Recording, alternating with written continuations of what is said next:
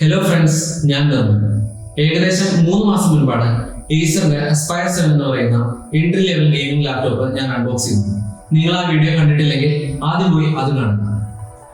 എന്റെ ഈ 3 മാസ കാലയളവിലെ ഉപയോഗത്തിന് ശേഷമുള്ള എന്റെ ഈ ലാപ്ടോപ്പിന്റെ ഡീറ്റെയിൽഡ് റിവ്യൂ ആണ് ഞാൻ ഈ വീഡിയോ ചെയ്യാൻ പോകുന്നത്. അതുകൂടാതെ എനിക്ക് ഈ ലാപ്ടോപ്പിനെ പറ്റി തോന്നിയിട്ടുള്ള മെയിനുകളും പോരായ്മകളും ഞാൻ ഈ വീഡിയോയിൽ ഷെയർ ചെയ്യുന്നു. അൺബോക്സിംഗ് വീഡിയോ ഞാൻ അപ്ലോഡ് ചെയ്തപ്പോൾ അതിന്റെ കമന്റ് സെക്ഷനിൽ ഒരുപാട് പേര് ഈ ലാപ്ടോപ്പിനെ പറ്റി ഒരുപാട് ഡൗട്ടുകൾ ചോദിക്കുകയുണ്ടായി. ഈ ഡൗട്ടുകൾക്ക് എല്ലാമുള്ള ഉത്തരവും ഞാൻ ഈ വീഡിയോയിൽ പറയുന്നതായിരിക്കും. വീഡിയോയിലേക്ക് പോകുന്നതിന് മുൻപായിട്ട് നിങ്ങൾ ഈ ചാനൽ ആദ്യമായിട്ടാണ് കാണുന്നതെങ്കിൽ സബ്സ്ക്രൈബ് ചെയ്യാൻ മറക്കരുത്. നിങ്ങൾക്ക് ഈ വീഡിയോ ഇഷ്ടമായെങ്കിൽ ലൈക്ക് ചെയ്യുക, നിങ്ങളുടെ ഒപ്പീനിയൻസും സജഷൻസും കമന്റ് ചെയ്യുക. കാരണം അത്യാവശ്യം നല്ല എഫേർട്ട് എടുത്ത് തന്നെയാണ് ഓരോ വീഡിയോകളും ഞാൻ പുറത്തിറക്കുന്നത്. അതുകൊണ്ട് തന്നെ നിങ്ങളുടെ സപ്പോർട്ട് ഇല്ലാതെ എനിക്ക് മുൻപോട്ട് പോകുന്നത് ഇത്തിരി ബുദ്ധിമുട്ടുള്ള കാര്യം തന്നെയാണ്. അതുകൊണ്ട് മാക്സിമം സപ്പോർട്ട് ചെയ്യുക. അപ്പോൾ നമുക്ക് നേരെ വീഡിയോയിലേക്ക് പോകാം.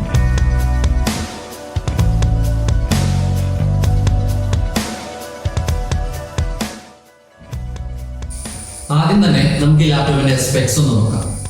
ഈ ലാപ്ടോപ്പിൽ വരുന്നത് ഇന്റലിന്റെ i5 9300X പ്രോസസ്സറാണ് ഇതിൽ വരുന്നത്. കൂടാതെ NVIDIA GTX 1650 4GB ഗ്രാഫിക്സും വരുന്നുണ്ട്. അത് DDR6 ആണ്. റാമിനെ പറ്റി പറയുമ്പോൾ 8GB DDR4 റാമാണ് വരുന്നത്. അത് 32GB വരെ എക്സ്പാൻഡബിൾ ആണ്.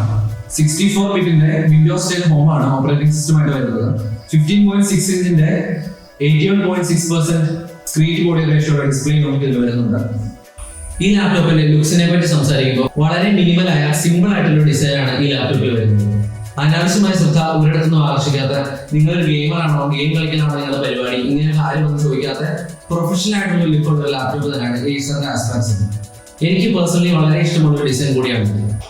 വളരെ സ്റ്റേഡി ആയ ഒരു പ്ലാസ്റ്റിക് ബിൽഡിലാണ് ഈ ലാപ്ടോപ്പ് വരുന്നത്.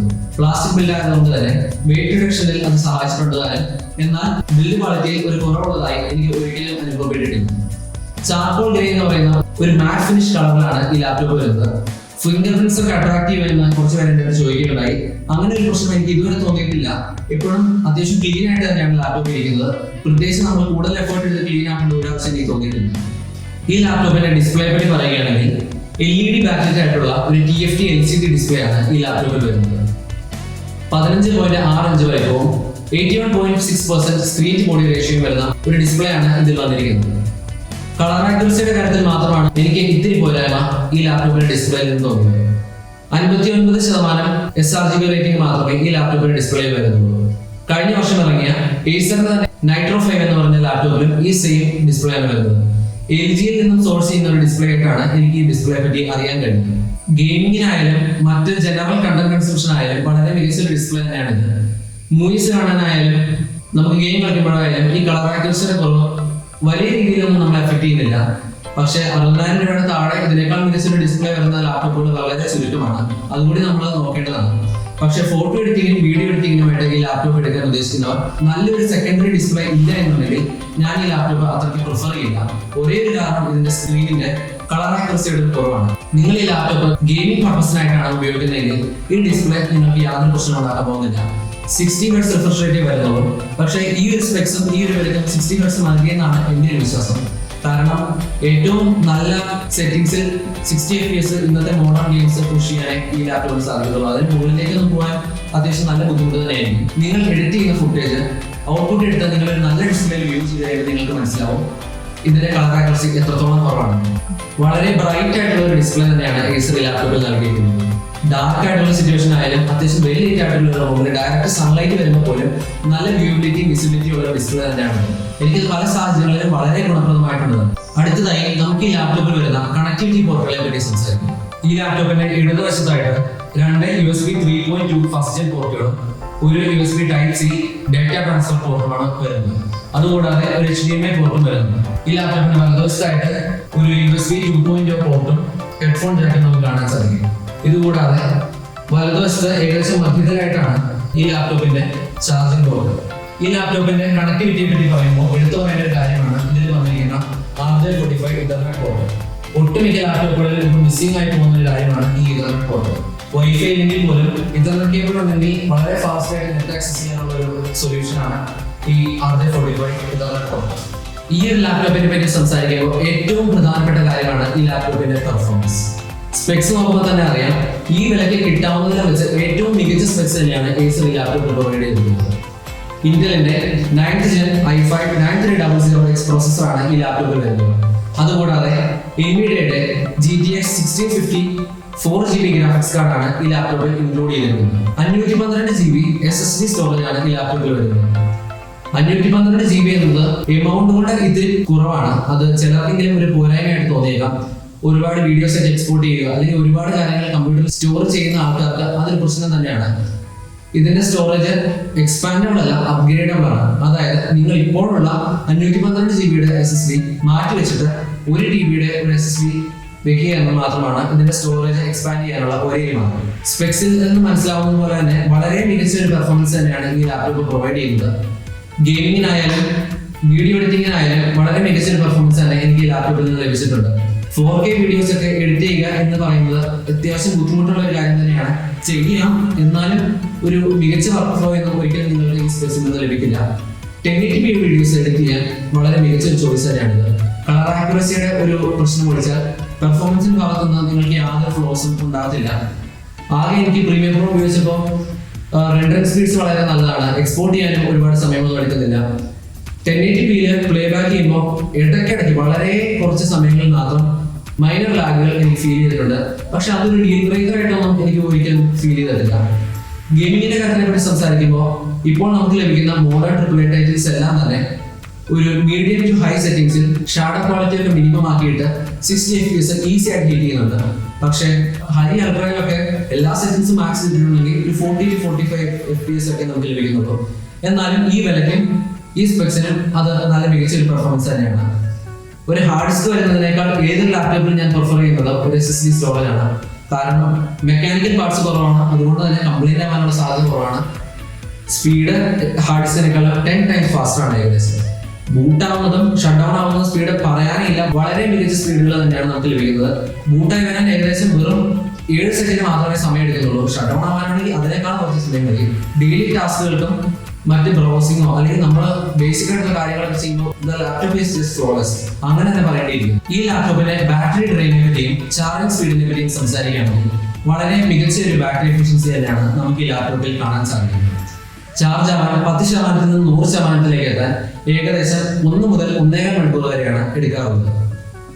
നമ്മൾ ഹെവി ആയിട്ടുള്ള ഇന്റൻസീവ് ആയിട്ടുള്ള ടാസ്കുകളാണ് ചെയ്യുന്നതെങ്കിൽ, ഉദാഹരണത്തിന് നമ്മൾ കുറെ ഗെയിം കളിക്കുകയാണെങ്കിൽ അല്ലെങ്കിൽ ഫോട്ടോസോ വീഡിയോസോ എഡിറ്റ് ചെയ്യുകയാണെങ്കിൽ 100% നിന്ന് 10% എത്താൻ 1 മണിക്കൂർ തൊട്ട് 1.5 മണിക്കൂർ വരെയൊക്കെയാണ് എടുക്കാറുള്ളത്. അത് അത്യാവശ്യം ഡീസന്റ് ആണെന്ന് നമുക്ക് പറയാൻ സാധിക്കും. എന്നാൽ വൈഫൈയിലും ബ്ലൂടൂത്തിലും കണക്ട് ചെയ്ത് നമ്മൾ ലൈറ്റ് ആയിട്ടുള്ള ടാസ്കുകൾ, അതായത് ഗൂഗിൾ സെർച്ച് ചെയ്യുകയോ അല്ലെങ്കിൽ ഒരു വേർഡ് ഡോക്യുമെന്റ് ടൈപ്പ് ചെയ്യുക, അങ്ങനെ ബേസിക് ആയിട്ടുള്ള കാര്യങ്ങളൊക്കെയാണ് ചെയ്യുന്നതെങ്കിൽ 6 മണിക്കൂർ മുതൽ 7 മണിക്കൂർ വരെ ബാറ്ററി ബാക്കപ്പ് എനിക്ക് പലപ്പോഴും ലഭിച്ചിട്ടുണ്ട്. ഈ ലാപ്ടോപ്പിൽ ബാറ്ററി ബാക്കപ്പിന്റെ കാര്യത്തിൽ ഞാൻ വളരെ സംതൃപ്തനാണെന്ന് തന്നെ പറയേണ്ടിയിരിക്കുന്നു. ഈ ലാപ്ടോപ്പിന്റെ സ്പീക്കറിനെ പറ്റി സംസാരിക്കുമ്പോൾ ഈ ബഡ്ജറ്റിൽ കണ്ടുവരുന്ന എല്ലാ ലാപ്ടോപ്പുകളെ പോലെ തന്നെ അത്യാവശ്യം കുഴപ്പമില്ലാത്ത സൗണ്ട് ക്ലാരിറ്റിയും എന്നാൽ ഒത്തിരി മുകളിലല്ലാത്ത ഒരു സൗണ്ട് വരെയുള്ള ഒരു സ്പീക്കറാണ് ഇതിൽ വരുന്നത്. സൗണ്ടിന്റെ ക്ലാരിറ്റി അത്യാവശ്യം കുഴപ്പമില്ല, ഒത്തിരി ടിന്നി ആയിട്ടൊന്നും പോകുന്നില്ല. പക്ഷെ അതിന്റെ ലൗഡ്നെസ് ഒരു ഡീസന്റ് ലെവലിൽ തന്നെ പറയാൻ പറ്റുള്ളൂ. അത്യാവശ്യം നോയ്സ് ഉള്ള ഒരു റൂമിലൊക്കെ ഇരുന്ന് നമ്മൾ എന്തെങ്കിലും ചെയ്യാൻ ഉദ്ദേശിച്ചിട്ടുണ്ടെങ്കിൽ അത്യാവശ്യം നല്ല ബുദ്ധിമുട്ട് തന്നെയാണ്. ഇപ്പൊ നിങ്ങൾ ഒരു ബ്ലൂടൂത്ത് സ്പീക്കറിനെ ആശ്രയിക്കുക അല്ലെങ്കിൽ ഒരു ഇയർഫോണെ ആശ്രയിക്കുക ചെയ്യാതെ നിങ്ങളുടെ വർക്ക് നല്ല രീതിയിൽ മുന്നോട്ട് കൊണ്ടുപോകാൻ സാധിക്കില്ല എന്നൊന്നും പറയാൻ സാധിക്കും. അൺബോക്സിംഗ് വീഡിയോയുടെ കമന്റ് സെക്ഷനിൽ ഒരുപാട് പേര് ചോദിച്ചൊരു കാര്യമായിരുന്നു ഈ ലാപ്ടോപ്പിന്റെ തെർമൽസിനെ പറ്റി. അത്യാവശ്യം ഇന്റൻസീവ് ആയിട്ട് കുറച്ച് നേരമല്ല, ഒരു 2 മുതൽ 3 മണിക്കൂർ ഗെയിം കളിക്കുമ്പോഴത്തേക്കും തന്നെ ലാപ്ടോപ്പ് അത്യാവശ്യം നല്ല രീതിയിൽ തന്നെ ഹീറ്റ് ആവുന്നുണ്ട്. പക്ഷെ അതൊരു ബുദ്ധിമുട്ടായിട്ടൊന്നും എനിക്ക് ഇതുവരെ തോന്നിയിട്ടില്ല. കീബോർഡിന്റെ ഭാഗത്ത് ഒരു സഹിക്കാൻ പറ്റുന്ന ചൂടൊക്കെ വരുന്നുള്ളൂ. എന്നാൽ ഡിസ്പ്ലേക്കും കീബോർഡിനും ഇടയ്ക്കുള്ള ഭാഗത്ത് അത്യാവശ്യം നല്ല രീതിയിൽ തന്നെ ചൂടാവുന്നുണ്ട്. പിന്നെ കുറെ നേരം ഗെയിം കളിച്ച് കഴിയുമ്പോഴത്തേക്കും FPS ഡ്രോപ്പ് വരുന്നുണ്ടോ എന്ന് ചോദിച്ചിട്ടുണ്ടെങ്കിൽ അത്യാവശ്യം വരുന്നുണ്ട്. ഒരു 3 തൊട്ട് 4 FPS വരെ അത്യാവശ്യം ഹീറ്റ് ആയി കഴിയുമ്പോൾ കുറയുന്നതായിട്ട് എനിക്ക് ഫീൽ ചെയ്തിട്ടുണ്ട്. പക്ഷേ അഡോബിയുടെ പ്രീമിയർ പ്രോയോ ആഫ്റ്റർ എഫക്ട്സിലോ ഒക്കെ വർക്ക് ചെയ്യുന്ന സമയത്ത് ഹീറ്റ് ആവുന്നതായിട്ടൊന്നും എനിക്ക് തോന്നിയിട്ടില്ല. എക്സ്പോർട്ട് ചെയ്യുമ്പോൾ മാത്രമേ ഹീറ്റ് ആവുന്നതായിട്ട് എനിക്ക് തോന്നിയിട്ടുണ്ട്. ഈ ഒരു ഹീറ്റിംഗ് ഇഷ്യൂ എന്ന് നമുക്കതിനെ വിളിക്കാൻ പറ്റത്തില്ല. കാരണം ഈ ഒരു വലുപ്പത്തിലുള്ള ഒരു ലാപ്ടോപ്പിൽ അത്യാവശ്യം പവർഫുൾ ആയിട്ടുള്ള ഒരു GPU തന്നെയാണ് വരുന്നത്. അപ്പോൾ തെർമൽസിന്റെ കാര്യത്തിൽ നമുക്ക് വളരെ നല്ല എഫിഷ്യൻസി ഒന്നും നമ്മൾ പ്രതീക്ഷിക്കേണ്ട ആവശ്യമൊന്നുമില്ല. എന്നാലും ഇതിനെ കുറയ്ക്കാനുള്ള ഒരു മാർഗമായിട്ട് എനിക്ക് തോന്നിയത് ഇതിന്റെ CPU അണ്ടർക്ലോക്ക് ചെയ്യുക എന്നതാണ്. എങ്ങനെയാണ് അണ്ടർക്ലോക്ക് ചെയ്യുന്നത്, ഏത് അണ്ടർക്ലോക്കിംഗ് പ്രൊഫൈലാണ് ഉപയോഗിക്കേണ്ടത് എന്നുള്ള പല വീഡിയോസും യൂട്യൂബിൽ ഈ ലാപ്ടോപ്പിനെ പറ്റി സ്പെസിഫിക് ആയിട്ട് തന്നെ അവൈലബിൾ ആണ്, അല്ലെങ്കിൽ എന്നെ നേരിട്ട് ബന്ധപ്പെടാവുന്നതുമാണ്. അടുത്തതായി ഈ ലാപ്ടോപ്പിന്റെ കീബോർഡിനെ പറ്റിയും ട്രാക്ക് പാഡിനെ പറ്റിയും സംസാരിക്കുന്നു. കീബോർഡ് എന്ന് പറയുമ്പോൾ ഓരോ കീസ് നമ്മൾ അത്യാവശ്യം സ്പേസിംഗ് ഉള്ള വൈഡ് ബാക്ക്ലൈറ്റ് ആയിട്ടുള്ള ഒരു കീബോർഡാണ് ഈ ലാപ്ടോപ്പിൽ വരുന്നത്. അത്യാവശ്യം നല്ല ടൈപ്പിംഗ് ഫീഡ്ബാക്കും വളരെ മികച്ച ഒരു ടൈപ്പിംഗ് എക്സ്പീരിയൻസ് തന്നെയാണ് ഈ ലാപ്ടോപ്പിന്റെ കീബോർഡിൽ നിന്നും എനിക്ക് ലഭിച്ചിട്ടുള്ളത്. ഗെയിമിങ്ങിന്റെ കാര്യത്തിനായാലും ആരോ ബട്ടൺസ് ഒക്കെ ഫുൾ സൈസ് ആയതുകൊണ്ട് തന്നെ എനിക്ക് യാതൊരു ബുദ്ധിമുട്ടും ഇതിന്റെ അകത്ത് ഫീൽ ചെയ്തിട്ടില്ല. നമ്പർ കീസ് ഉൾപ്പെടെയുള്ള ഒരുപാട് ഷോർട്ട് കീസും ഈ ലാപ്ടോപ്പിന്റെ കീബോർഡിൽ അവൈലബിൾ ആണ്. ട്രാക്ക് പാഡിനെ പറ്റി സംസാരിക്കുമ്പോൾ അത്യാവശ്യം നല്ല വലുപ്പമുള്ള സെൻസിറ്റീവ് ആയിട്ടുള്ള ട്രാക്ക് പാഡാണ് ഇതിൽ വരുന്നത്. പിന്നെ എനിക്ക് ആകെ തോന്നിയിട്ടുള്ള പോരായ്മ എന്ന് പറയുന്നത് ട്രാക്ക് പാഡിലെ ക്ലിക്ക് ബട്ടൺസ് ഇത്തിരി ഫീഡ്ബാക്ക് കുറവുള്ള പോലെ എനിക്ക് ഇടയ്ക്കൊക്കെ ഫീൽ ചെയ്തിട്ടുണ്ട്. പിന്നെ ഈ ലാപ്ടോപ്പിൽ ഫിംഗർ പ്രിന്റ് സെൻസറിനെ പറ്റി സംസാരിക്കുമ്പോൾ വളരെ ആക്യുറേറ്റ് ആയ അത്യാവശ്യം ഫാസ്റ്റ് ആയിട്ടുള്ള ഫിംഗർ പ്രിന്റ് സെൻസർ തന്നെയാണ് ഈ ലാപ്ടോപ്പിൽ വരുന്നത്. വളരെ ഉപയോഗപ്രദമാണ് എന്നത് ഞാൻ പറയേണ്ട ആവശ്യം പോലുമില്ല. ഇത് ബൂട്ട് ആവാൻ തന്നെ ഒട്ടും സമയം എടുക്കുന്നില്ല. ഫിംഗർ പ്രിന്റ് സെൻസർ കൂടെ ഉള്ളപ്പോൾ നമ്മൾ ഹോം സ്ക്രീനിലേക്ക് എത്തുക എന്ന് പറയുന്നത് ഒരു 10 സെക്കൻഡ് താഴെ നമുക്ക് എത്താവുന്ന കാര്യമേ ഉള്ളൂ. ഇപ്പോൾ ഒരുപാട് പേരൊക്കെ ഓൺലൈൻ ക്ലാസ്സിലൊക്കെ ആയിരിക്കുന്ന സമയത്ത് വെബ്കാമിനെ പറ്റി പറയാണ്ടിരിക്കാൻ പറ്റില്ല. ഈ ലാപ്ടോപ്പിന് വെബ്കാം എന്ന് പറയുന്നത് അത്യാവശ്യം ഡീസന്റ് ആയിട്ടുള്ള വെബ്കാം തന്നെയാണ്. 720p ആണ് ഇതിന്റെ റെസൊല്യൂഷൻ വരുന്നത്. ഞാൻ അത്യാവശ്യം ഓൺലൈൻ ക്ലാസ്സുകളൊക്കെ അറ്റൻഡ് ചെയ്യുകയുണ്ടായി. ക്ലാരിറ്റിയുടെ കാര്യത്തിലൊന്നും എനിക്കൊരു ഇഷ്യൂ തോന്നിയിട്ടില്ല. അത് മാത്രമല്ല ഇതിന്റെ വെബ്കാം അത്യാവശ്യം നല്ല വൈഡാണ്. മോശമല്ലാത്ത ഒരു പെർഫോമൻസ് തന്നെയാണ് ഇതിന്റെ വെബ്കാം നമുക്ക് തരുന്നത്. അത്യാവശ്യം വെല്ലിട്ടായിട്ടുള്ള എൻവയോൺമെന്റ് ആണെങ്കിൽ നല്ല ക്ലാരിറ്റി തന്നെ വരുന്നുണ്ട്. ഇത് സ്ട്രീമിംഗ് ഒന്നും ഉപയോഗിക്കാൻ പറ്റുമോ എന്നുള്ളതിൽ എനിക്ക് വലിയ ഉറപ്പൊന്നുമില്ല, കാരണം അത്ര ക്ലാരിറ്റി ഒന്നുമില്ല. പക്ഷേ ഒരു ഓൺലൈൻ ക്ലാസ് കൂടാനോ അല്ലെങ്കിൽ ഒരു വെബിനാർ അറ്റൻഡ് ചെയ്യാനോ അങ്ങനെയുള്ള ആവശ്യങ്ങൾക്ക് ഉചിതമായിട്ടുള്ള ഒരു വെബ്കാം തന്നെയാണ് ഈ ലാപ്ടോപ്പിൽ വരുന്നത്. ഇനി എനിക്ക് ഈ ലാപ്ടോപ്പിനെ പറ്റി തോന്നിയിട്ടുള്ള ഓരോ പോരായ്മകളും ഞാൻ എടുത്തു പറയാം. ആദ്യത്തെ പോരായ്മ എന്ന് പറയുന്നത് ഞാൻ പറഞ്ഞതുപോലെ തന്നെ ഈ ലാപ്ടോപ്പിന്റെ കളർ ആക്യുറസിയുടെ കുറവാണ്. ഈ ഒരു പ്രൈസ് സെഗ്മെന്റിൽ ഇതിനേക്കാളും കളർ ആക്യുറസിയുള്ള ലാപ്ടോപ്പിന് കിട്ടാൻ ബുദ്ധിമുട്ടാണ് എന്നത് ഞാൻ ഒന്നുകൂടി പറയുന്നത്. നിങ്ങൾക്കൊരു നല്ല സെക്കൻഡറി ഡിസ്പ്ലേ ഉണ്ടെന്നുണ്ടെങ്കിൽ ഇതിൽ പ്രശ്നമേ അല്ല. അല്ലെങ്കിൽ നിങ്ങൾ ഇത്രയും പൈസ സ്പെൻഡ് ചെയ്ത് ഒരു ലാപ്ടോപ്പിലേക്ക് നോക്കുന്നതായിരിക്കും നിങ്ങളൊരു കണ്ടന്റ് ക്രിയേറ്റർ ആണ് എന്നുണ്ടെങ്കിൽ നിങ്ങൾ ഉചിതം. രണ്ടാമതായിട്ട് ലാപ്ടോപ്പിന്റെ സ്പീക്കർ, അതും ഈ ബഡ്ജറ്റിൽ നമുക്ക് ഡീസന്റ് എന്ന് തന്നെ വിളിക്കാൻ പറ്റും. ഇതിനേക്കാൾ മികച്ച സൗണ്ട് എക്സ്പീരിയൻസ് ഒന്നും നമുക്ക് ലാപ്ടോപ്പിൽ പ്രതീക്ഷിക്കേണ്ട ആവശ്യമില്ല. പിന്നെ നമുക്ക് പറയേണ്ട ഒരു കാര്യമാണ് കണക്ടിവിറ്റി. കണക്ടിവിറ്റിനെ പറ്റി പറയുമ്പോൾ ഈ ലാപ്ടോപ്പിൽ ടൈപ്പ് സി പവർ ഡെലിവറി മാത്രം പോസിബിൾ ആണ്. ടൈപ്പ് സി പോർട്ടിലൂടെ ഡേറ്റ ട്രാൻസ്ഫർ പോസിബിൾ അല്ല. അതൊരു പ്രശ്നമായിട്ട് എനിക്ക് ഇടയ്ക്കൊക്കെ തോന്നിയിട്ടുണ്ട്. അത് മാത്രമല്ല ഈ ലാപ്ടോപ്പിൽ SD കാർഡ് സ്ലോട്ട് വരുന്നില്ല. SD കാർഡ് സ്ലോട്ട് ഉണ്ടായിരുന്നെങ്കിൽ എന്ന് എനിക്ക് പലപ്പോഴും തോന്നിയിട്ടുണ്ട്. കാരണം നമ്മൾ എവിടെയെങ്കിലും പോവുകയാണെങ്കിൽ ഒരു കാർഡ് റീഡർ നമുക്ക് കൂടെ കൊണ്ടു നടക്കേണ്ട ഒരു ആവശ്യം വരുന്നുണ്ട്. ഈ പോരായ്മകളൊന്നും ഒരു ഡീൽ ബ്രേക്കർ ആയിട്ട് എനിക്ക് പറയാൻ സാധിക്കില്ല. കാരണം ഈ ബഡ്ജറ്റിന് ഇതിനേക്കാൾ മികച്ച ഒരു ലാപ്ടോപ്പ് ഇല്ല എന്ന് തന്നെ എനിക്ക് നിസ്സംശയം പറയാൻ സാധിക്കും. കാരണം മറ്റേത് ലാപ്ടോപ്പിനും തന്നെ നോക്കിയാലും ഇത്രയും നല്ല സ്പെക്സും ഈ ഒരു പ്രൈസിംഗ് വരുന്ന ഒരു ലാപ്ടോപ്പ് നമുക്ക് കാണാൻ സാധിക്കില്ല. ഈ ലാപ്ടോപ്പിൽ നമുക്ക് കാണാൻ സാധിക്കുന്ന 1-2 പോരായ്മകളെ മറക്കാൻ തക്ക മേന്മകൾ തന്നെ ഈ ലാപ്ടോപ്പിൽ വരുന്നുണ്ട്. നിങ്ങൾക്ക് ഒരു എൻട്രി ലെവൽ ഗെയിമിംഗ് ലാപ്ടോപ്പ് വേണം, അല്ലെങ്കിൽ അത്യാവശ്യം പവർഫുൾ ആയ ഫാസ്റ്റ് ആയ ഒരു ലാപ്ടോപ്പ് 60,000 രൂപ താഴെ വേണം എന്നാണ് നിങ്ങളുടെ ഒരു പ്രയോറിറ്റി എങ്കിൽ ഞാൻ എന്തായാലും ഈ ലാപ്ടോപ്പ് ആർക്കും സജസ്റ്റ് ചെയ്യും. ഞാൻ പറഞ്ഞ പോരായ്മകളൊന്നും ഒരു ഡീൽ ബ്രേക്കർ ആയിട്ട് എനിക്ക് ഒരിക്കലും തോന്നിയിട്ടില്ല. ഞാൻ പോരായ്മകൾ കണ്ടുപിടിക്കാൻ തന്നെ വേണ്ടി ഇത് ഉപയോഗിക്കുന്നതുകൊണ്ട് തന്നെയാണ് ഈ പോരായ്മകളെല്ലാം ഞാനിപ്പോൾ പറയുന്നത്. ഒരു കാഷ്വൽ യൂസർ ആണ് എന്നുണ്ടെങ്കിൽ സ്ക്രീനിന്റെ കളർ ആക്യുറസി വെച്ചിട്ടുള്ള ഒരു പോരായ്മകളും നിങ്ങൾക്ക് പോരായ്മയായിട്ട് തോന്നുക കൂടിയില്ല. ഇതിന്റെ പെർഫോമൻസ് എന്ന് പറയുന്നത് സ്റ്റെല്ലർ പെർഫോമൻസ് തന്നെയാണ്. എനിക്ക് ഒന്നും പറയാനില്ല അതിനെപ്പറ്റി. ഡെയിലി യൂസിന്റെ കാര്യത്തിൽ ഒരു ലാഗം ഒരിടത്ത് എനിക്ക് ഫീൽ ചെയ്തിട്ടില്ല. ഇതുവരെ ഒരു UI ഇഷ്യൂസോ അങ്ങനെ ഒരു ഇഷ്യൂസും എനിക്ക് ഈ 3-3.5 മാസത്തെ ഉപയോഗത്തിന് ശേഷം എനിക്ക് തോന്നിയിട്ടില്ല. അതുകൊണ്ട് തന്നെ ഞാൻ വളരെ സംതൃപ്തനാണ്, ഞാൻ വളരെ ഹാപ്പിയാണ്. ഞാൻ ആർക്ക് വേണമെങ്കിലും ഈ ലാപ്ടോപ്പ് ഒരു സംശയമില്ലാതെ തന്നെ റെക്കമെൻഡ് ചെയ്യും. ഞാൻ ഈ ലാപ്ടോപ്പ് വാങ്ങുമ്പോൾ ഏകദേശം 57,000 രൂപയായിരുന്നു. ഇപ്പോൾ അത് കൂടി 59,000 മുതൽ 60,000 രൂപ വരെയാണ് ഈ ഒരു ലാപ്ടോപ്പിന്റെ പ്രൈസിംഗ് വരുന്നത്.